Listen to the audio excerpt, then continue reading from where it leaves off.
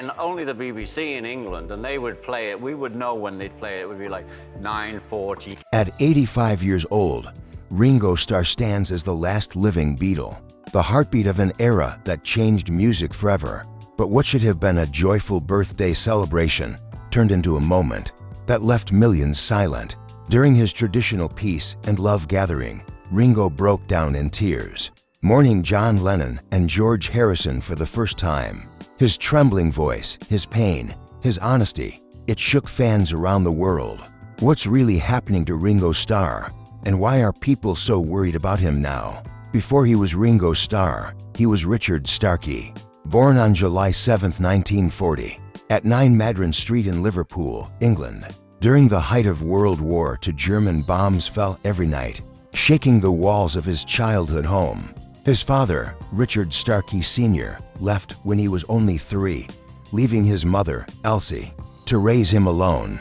She worked endlessly as a cleaner by day and a barmaid by night just to afford rent and food.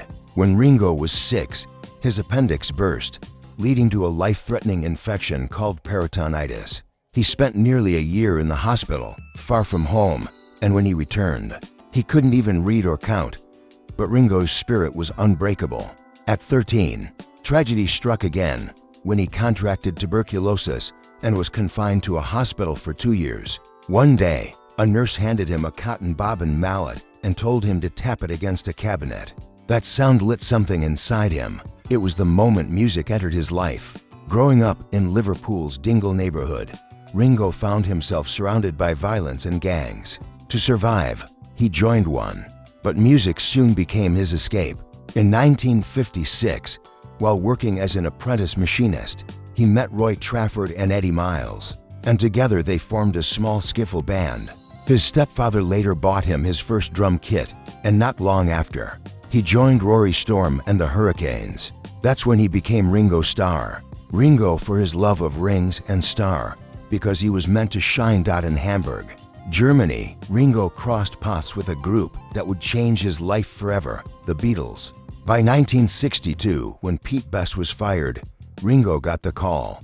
On August 18th, he became their drummer, but the transition was rough. Fans chanted Pete forever, Ringo never, during early shows. Still, Ringo stayed calm and proved himself with his unique left-handed rhythm played on a right-handed kit, giving the band its iconic sound. In February 1964, when the Beatles landed at JFK Airport in New York, the world went mad.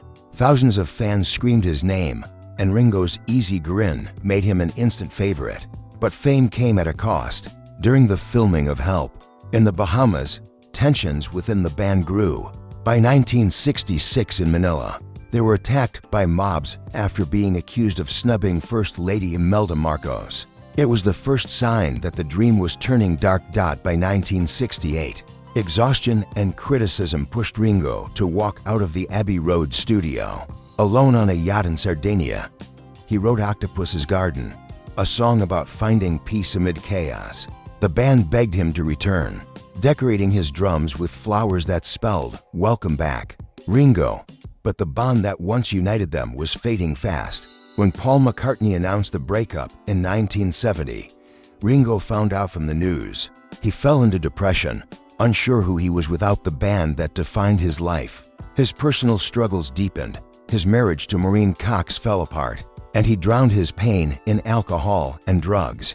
By the late 1970s, Ringo was drinking 16 bottles of wine a day. His addiction nearly destroyed his marriage to Barbara Bach, until both entered rehab in 1988, a decision that saved their lives. Even after the fall, Ringo found new light.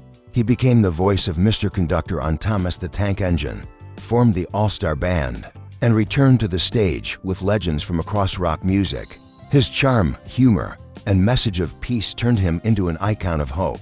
And as the world watches Ringo Starr, the last living Beatle, still spreading his message of peace and love, we're reminded that legends never fade, they echo.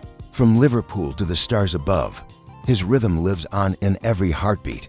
Thanks for watching, and remember, time moves on, but Ringo's beat plays forever.